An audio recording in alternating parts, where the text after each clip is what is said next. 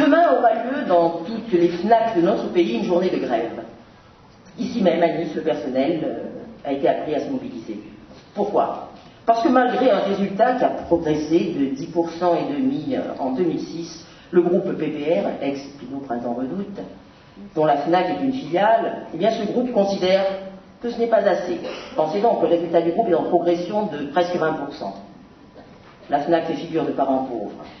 Du coup, le plan social annoncé par les dirigeants prévoit la suppression de plus de 300 postes administratifs. À Nice, la conséquence est la suppression de 7 postes et demi sur 9. Dans le même temps, M. Pinot, PDG du groupe, aura touché en 2006 presque 2 millions d'euros de rémunération. Est-ce que cela est juste? Non, cela n'est pas juste. Alors la justice, c'est en France, bien sûr, mais pour nous, à gauche, c'est aussi la justice du monde. C'est pourquoi je voudrais dire un mot sur un sujet qui doit tous nous mobiliser, la situation au Darfour.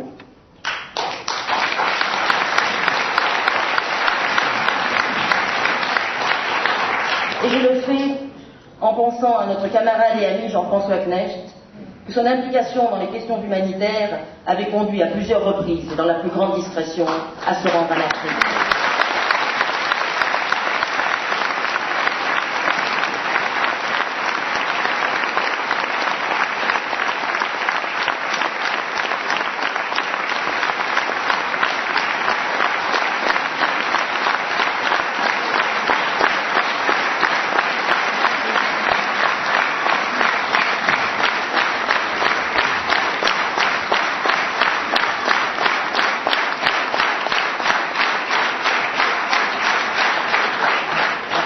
Darfour, nous connaissons tous la situation. Des centaines de milliers de personnes sont mortes, tuées par l'armée soudanaise et ses milices. Plus de 2 millions de personnes ont été chassées de chez elles. Une europétition d'urgence a été lancée auprès des chefs de gouvernement et des institutions de l'Union européenne, avec pour objectif l'obtention d'1 million de signatures. Cette pétition, mes amis, est en ligne. Alors, je vous invite à la signer massivement.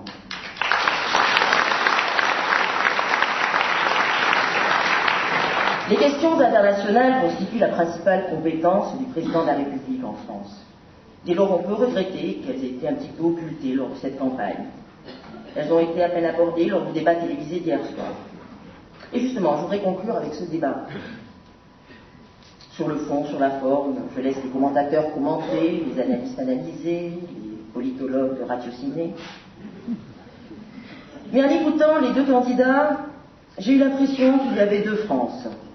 Et celle défendue par Ségolène Royal m'a rappelé celle décrite par Jean Ferrat dans sa chanson « Ma France ». Cette France, c'est celle dont l'air de liberté donne le vertige aux peuples étrangers. C'est celle qui ne possède alors que ses nuits blanches pour la lutte obstinée de ce temps quotidien. C'est celle qui tient l'avenir serré dans ses mains fines. C'est celle de 36 à 68 chandelles. Monsieur Sarkozy, ne vous en déplaise. C'est ça la France, c'est ça la France présidente.